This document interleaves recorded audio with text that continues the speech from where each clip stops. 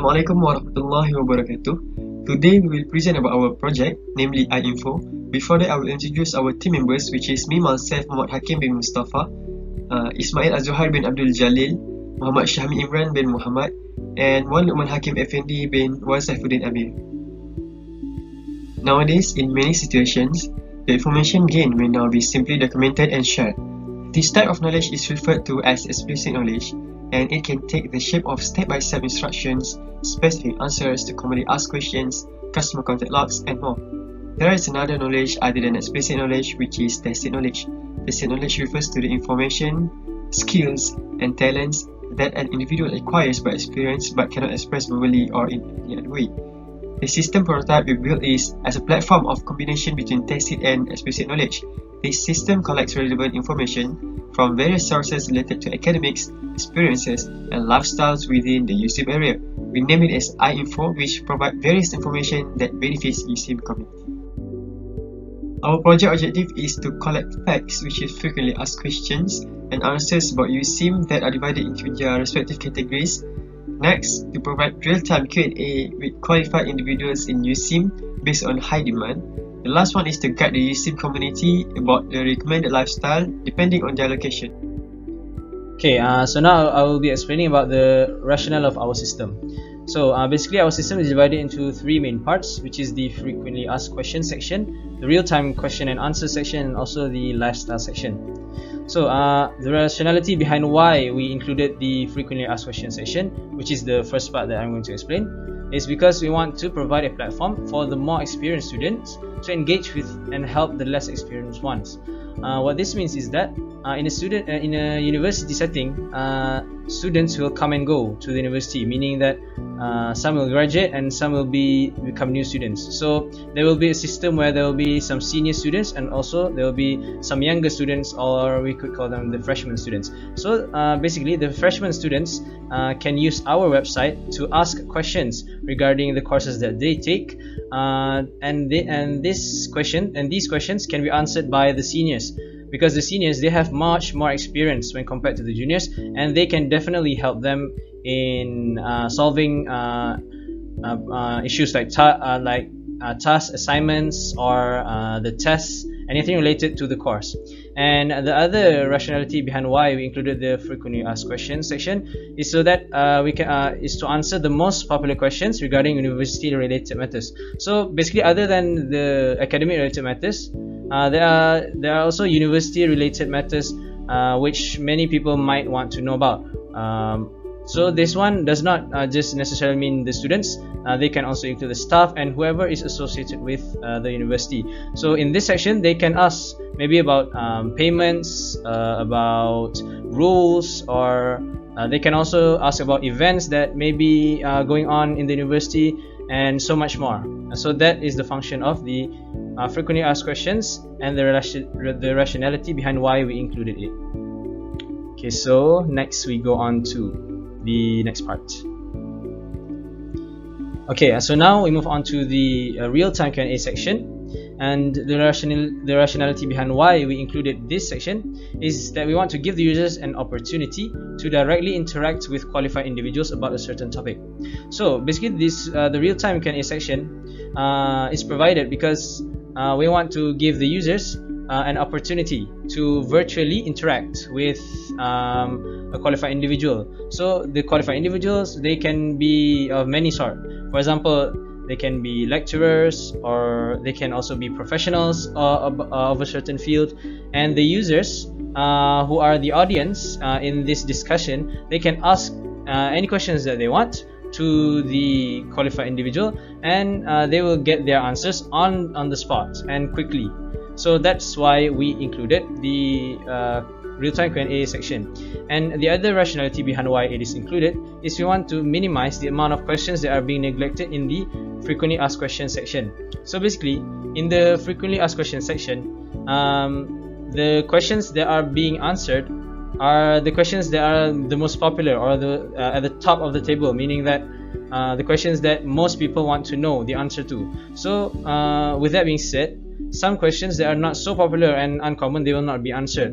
So that's why there's this real-time Q&A section, which will solve that problem, where there will be where the audience whose questions has not yet been answered in the frequently asked questions section, they can use this opportunity to ask during the live sessions, and they will get their answers from qualified individuals, so their answers should be relevant and there should be no problems.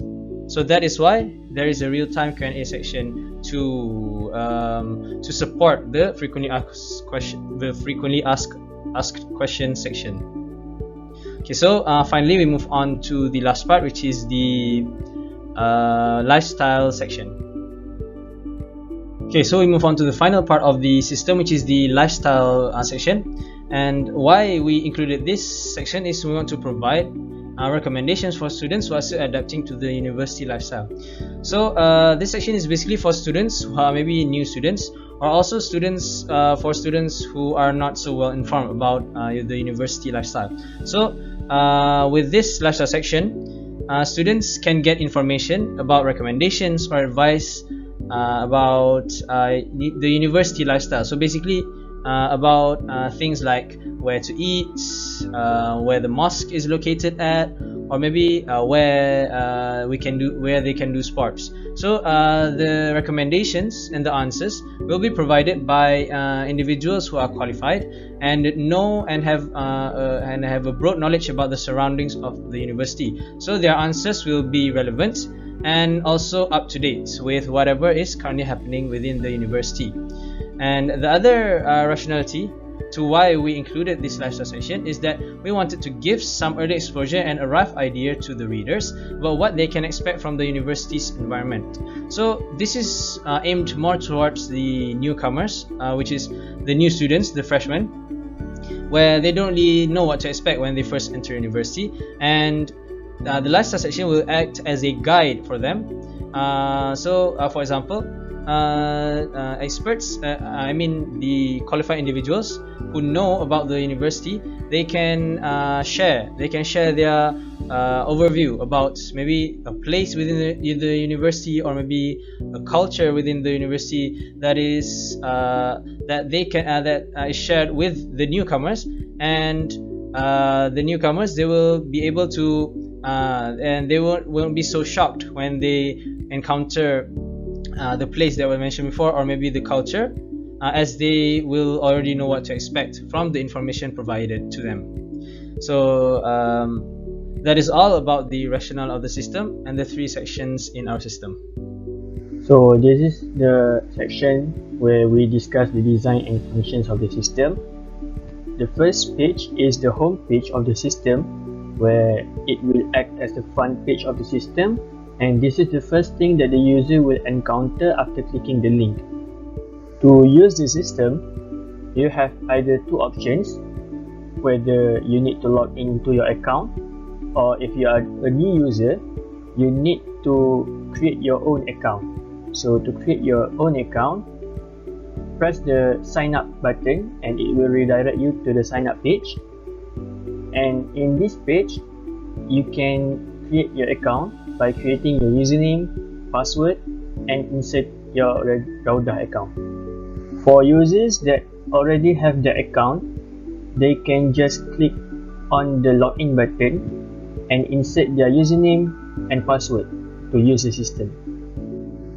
After done logging into the account, user will be redirected to this frequently asked questions section, where regularly asked questions can be found here, and users will have the space to ask questions in the space provided. After user had already asked their question, there will be a read more option, where in this read more option, there will be another three options, which are reply, forward, and copy. So the best solution for a question will be highlighted in green. When user click on the real-time Q&A option, they will be redirected to the real-time questions and answers pages, where this section will require questions that need attention from the authorized personnel and experts. Interesting questions will be voted by other users, and any questions that get 20 or more votes will get a meeting link, and the authorized personnel or experts will be hosting the meeting. Next is the USIM lifestyle page, where in this page users can ask anything about lifestyle in USIM. For example, where is the best place to eat, or what can we do in our free time, and also questions like, is there any shopping malls in Nilai?